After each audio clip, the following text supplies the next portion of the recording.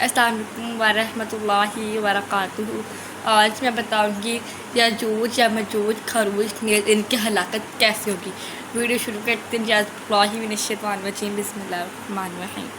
رجال لعین کے قتل کے بعد حضرت عیسیٰ علیہ السلام کو حکم ہوگا کہ مسلمانوں کو کوہ طور پر لے جاؤ۔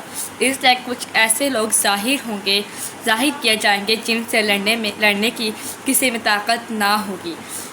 چنانچہ مسلمانوں کو کوہ طور پر جانے کے بعد یاجوج یا ماجوج ظاہر ہوں گے۔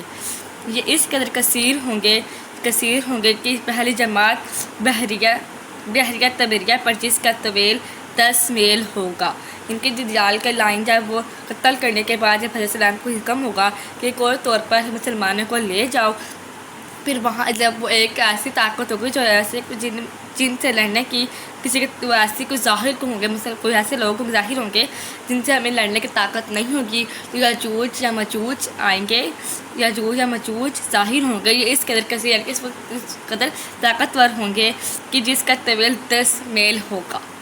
جب یہ گزرے گی تو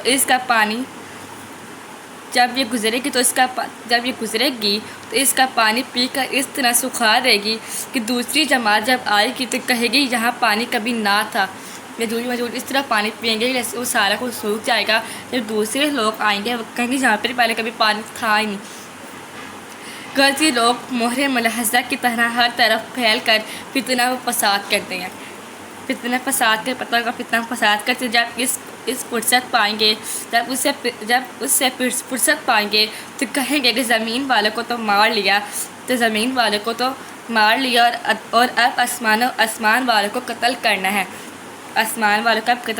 یہ کہہ کر اپنے تیر آسمان کی طرف پھینکیں گے۔ خدا تعالیٰ کی قدرت سے ان کے تیر آسمان سے خون آلود کریں گے۔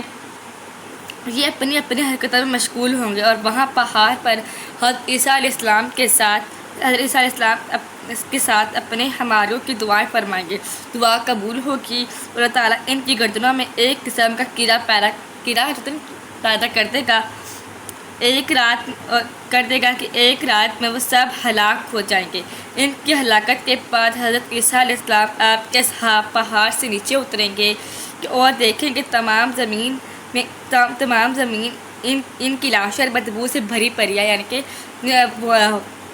عیسیٰ السلام پہاڑ سے نیچے آئیں گے، دیکھیں گے کہ زمین پر ان کی کہتے ہیں لاشیں پڑی ہوئی، بدبو آ رہی ہے اتنی زیادہ۔ تو آپ اپنے ساتھ ہماریوں کی دعا پھر دعا فرمائیں گے۔ اللہ تعالیٰ ایک سخت آندھی اور ایک قسم کا پرندہ بھیجیں گے۔ جب وہ سخت ایک آندھی آئے گا، ایک قسم کا پرندہ ہوگا کہ وہ ان لاشوں کو جہاں اللہ تعالیٰ چاہے گا وہ وہاں پھینک دیں گے، اور ان کے تیر و کمان اور ترکشی مسلمان 7 برس تک چلائیں گے۔ جن کے تیر تھے وہ مسلمان 7 برس تک چلائیں گے۔ پھر اس کے بعد بارش ہوگی جس سے زمین ہموار ہو جائے گی۔